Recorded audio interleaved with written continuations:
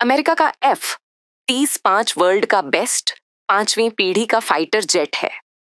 ये पूर्ण रूप से स्टेल्थ है और रडार में भी नहीं आता। पर भारत की जरूरत क्या है? अभी और भविष्य को देखा जाए तो हमें चाहिए 5वीं पीढ़ी फाइटर जेट की जो स्टेल्थ हो, जो रडार में ना दिखे, जो अदृश्य हो। तो इस धरती में अमेरिका ही एक ऐसा देश है जो 5वीं पीढ़ी का फाइटर जेट अपनी सेना से हटाकर 6वीं पीढ़ी का बनाने भी लग गया है।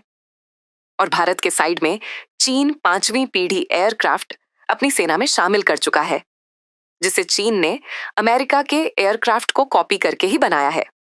और रसिया का Su-57 5वीं पीढ़ी का एयरक्राफ्ट जो आधा स्टेल्थ है, पूरा भी नहीं, पर उसके पास 5वीं पीढ़ी का एयरक्राफ्ट है और भारत के पास नहीं। अमेरिका से आप एयरक्राफ्ट ले भी ले तो अमेरिका के रिस्ट्रिक्शन होते हैं। जैसे आप ये एयरक्राफ्ट इस देश के खिलाफ नहीं चलाओगे, चलाने से पहले हमें बताना होगा। आप ऐसा नहीं कर सकते और सोर्स कोड नहीं देंगे, मिसाइल भी यही वाली देंगे, आपको ऐसा ही करना पड़ेगा।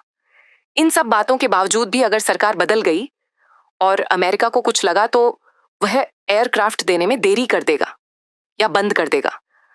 अभी भी हमने देखा है, कुछ सैंक्शन के कारण अमेरिका की कंपनी जनरल इलेक्ट्रिक ने हमारे तेजस का इंजन देने में सालों लगा दिए। ऐसे में भारत को भरोसा नहीं है और हमारे साइड में चीन जो 300 की संख्या में 5वीं पीढ़ी के एयरक्राफ्ट अपनी सेना में युद्ध के लिए रेडी कर रखा है। और हम अभी भी सोच ही रहे हैं। और तो और भारत की एक जरूरत यह भी है कि भारत अपने देश में एक एयरक्राफ्ट मैन्युफैक्चरिंग इकोसिस्टम भी बनाना चाहता है, जिससे एयरक्राफ्ट भारत में बने, ताकि भविष्य की निर्भरता केह छत्म हो जाए।